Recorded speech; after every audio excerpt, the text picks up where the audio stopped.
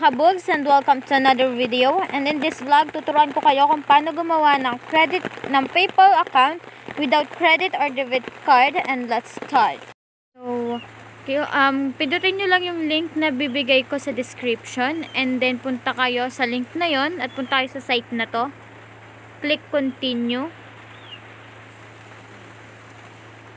Hintayin lang natin. And then, click sign up. Pag napunta na kayo sa ano na to, and then i-next natin.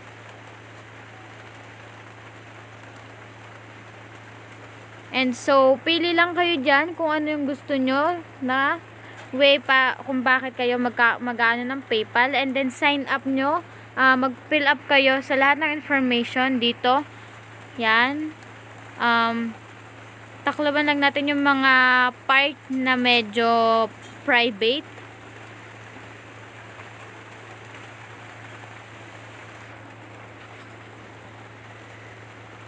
And first name, middle name, syempre kailangan natin yan para sa name ng ating account. Pan lang natin yung mga private part ng ating account para secure. And then pag napunta na tayo dito, please click the I'll do it later.